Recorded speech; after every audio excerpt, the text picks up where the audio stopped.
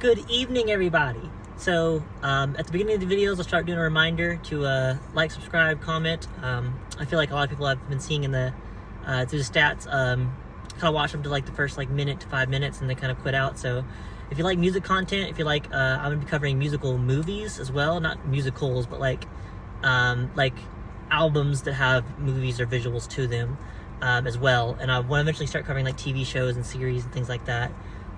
So today is going to be my first video on the channel of a musical movie tie-in, album that eventually later on came to have a movie attached to it, which I just finished about in the past 10-20 minutes recently, was Halsey's movie album tie-in, If I Can't Have Love, I Want Power. The album itself is really good, produced by both Halsey and Trent Reznor of 9 Inch Nails, which I was very excited when I heard that, before I kind of forget and get in my big spiel. These are my ears. I got it Pride this year, and I have a little Neopets tag up there that came with it. I want to wear these for a few videos, and then kind of change out the tag as I go for my 3 tags. Just have little bells. Happy Pride Month, everybody. I kind of reminder to say that. But Halsey's If I Can't Have Love, I Want Power album, incredible. One of my favorite top 10 albums in 2021, the year it came out. I believe it's 2021, if I'm correct. I usually get timings on albums pretty well, especially post 2015 when I started really getting big into music. Something I haven't mentioned on this channel, but I want to eventually go back and cover on a recurring segment I'm gonna have called Oldies But Goldies. Albums that came out pre-2020, doesn't matter the year, just anytime pre-2020. That'll be my segment for that. And the album that got me into music as deep as I am today, and dissecting music and really digging into music the way I do, when I talk to friends, talk to family members, make videos like this, is Kendrick Lamar's Typical Butterfly. Really impacted me as a kid about political issues and heavier issues in albums than just surface level music, and stuck to me to this day, at least 10 if not 12 years later since I first heard it. Really struck me, and I'm still in love with it. One of my top 10 albums of all time. But in 2021, if I'm correct, I'll edit it above me, the year's not correct, Halsey released If I Can't Have Love, I Want Power, and then at the beginning of the next year released the deluxe of it. A few demo songs, a few new ones. Incredible album. I love the soundscape of the album. I love how there's a through line on the album of love, whether it be for good love or toxic love or anything in between. About kind of how the cover references her child she had. Halsey goes by she, they, as far as I know currently in the year of 2024. So I'll refer to them as both pronouns throughout the rest of the video. But yeah, I feel like it was an incredible album. I think it was my number 5, 6 of that year it came out, and it was incredible. And I just now watched the album's movie years later. Saw it had a budget of about $1 million or so. It was written by Halsey herself. And the comparisons to Melanie Martinez's K-12 movie immediately started shining through for me and my fiance, because they're two really big women in music that made these big musical production movies to their albums post the album coming out. If I'm correct, Melanie might have dropped theirs around the same time the album came out, if not a year right after. I believe Halsey did the same, but just later on the same year released the movie. But I wasn't a big fan of the movie. I think it's something that's holding me up. I saw a lot of good reviews of it online on Letterboxd and things like that. But the movie itself didn't really strike me that well. I gave it a 2 out of 5 on Letterboxd. And I want to talk about a little bit how I wrote down about how the structuring of the movie songs are different than the album songs, and why I feel like the punch was taken out of so many songs in this movie. Whether due to the scene or just the soundscape of how the movie was produced or things like that. So the songs in order in the movie, differing from the album, are Bells in Santa Fe, 1121, Whispers instrumental version, Lilith, Girl on the Gun, The Lighthouse, Easier Than Lying, I'm Not a Woman, I'm a God, Darling, and Yaberni, I believe is how it's pronounced, one of those 2 ways. And the album itself is a little bit longer, but I do feel like my fiance had a harsher reaction than I did, but I still feel pretty similarly with my first watch that the visuals we were given for this movie versus what I felt when I've listened to the album over and over again. I have an LP copy over the house.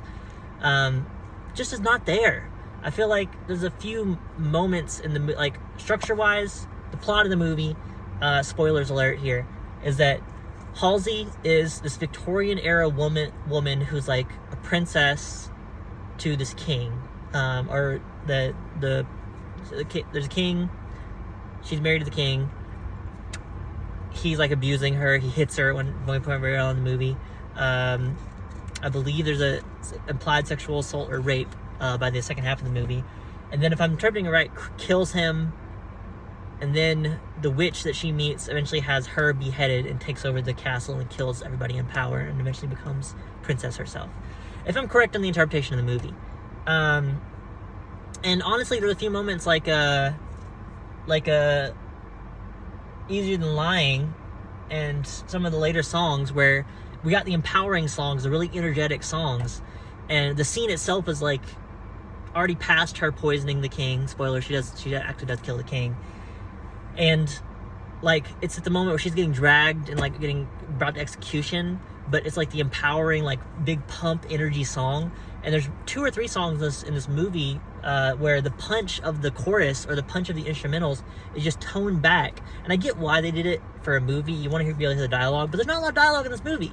So why would, especially in these moments I'm thinking of specifically, where like it feels like the mixing was just brought back or the production was pushed down for the sounds in the movie, and it lessened the punch of the song itself to a point where it felt weightless, kind of, in multiple points in the movie. And that's kind of what brought me to my score of 2 out of 5. And I read one of the big comment talking about how, on Letterboxd, talking about how like they also agreed that it felt like big Halsey lover, not a fan of this movie. My fiance's comment on it was, now next time I listen to this album, I'll have to try to just divorce the movie from my mind because I feel like the album's better without it. So I feel like coming into that with that type of comment, I would say give the movie a shot if you're a big Halsey fan. You might like it more than I do. The costume designs for the movie are incredible for like this Victorian era like style. I will say certain songs like A Girl Is a Gun doesn't make sense for this era because there's no guns existing in this movie. So like the phrase "a girl is a gun" doesn't make sense for the era we're currently setting the movie in. So things like that kind of bring an audience discrepancy to like what's going on screen. But otherwise, like, big Halsey fan. Costume design amazing. Set design's pretty good. Writing and plot wise, it's a bit loose. Generally, just kind of a big music video outside of a few skits in between. There's sexual content warning for this movie. I'll say there's a lot of boobs and vaginas just out on screen. Halsey's pretty hot. I'll say it. A lot of the actors she cast for the rest of the movie are pretty hot too. So it makes it, interesting visuals for the movie, but nothing that like carries enough weight outside of like maybe 3 or 4 songs where I feel like I could have just taken a music video on their channel and like had a more cohesive vision to that one music video for these few songs than just like this. Whereas I feel like, I hate to compare it, but like it's so recent in like 2020 or so that it feels very obvious to bring up that the Melanie Martinez K-12 movie and album tie-in respectively had a vision where it's like every single song had a definitive through line of why it was being sung in the moment. It addresses things going on screen, has a definitive theme, and like brings more weight to every song than I feel without it. As well as with, I would say, all the music videos of Crybaby if you watch them in order. I guess every time Melanie Martinez gets brought up now, I will bring up that like as a young closeted trans person and gay person, I connected very much with her music and owned their first album on vinyl. It was one of my first live concerts seeing. Having my parents beg them to bring me out of state to Georgia to watch it when I lived in Alabama. But I understand a lot of the online comments and talk about her now is about the allegations with her and this alleged sexual assault victim. And I'm not going to deny that. I will say that I heard their most recent album, Portals, came out last year. It was pretty good, but it is something that I go into their music and many other artists' music with in mind if they have outside controversies in the music, like Kanye, like Chris Brown, if I ever hear him in public or on the radio or something. I come into it, like Rick Ross, I come into it being like, okay, I would keep this in mind about this person. Probably never go see them live, probably never go buy merch. But in general, day-to-day consumption or hearing it in public or even like trying out a project or a new song or something, I'll give it a shot because I'm not going to like judge somebody based on something, I've never met them in person, and like if they're ever convicted or fully like the ways Ye has probably come out and said this shit about Jewish people, like I have Jewish lineage in my bloodline and my family, like very close family, like only like a generation or two off, that like dealt with and was part of the aftermath of the Holocaust. So like things like that where I'm like, fuck him, you know, like it's off on that.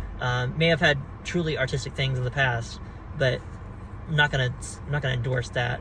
I would say early on in college, like from like 9th to like 10th or 11th grade, My Beautiful Dark Twisted Fantasy was also another album that I like constantly re-listened to and like binged out, owned a copy of my MP3 player, and just like dissected into little pieces, each sample, each song, each feature, following the features to their projects and eventually finding them.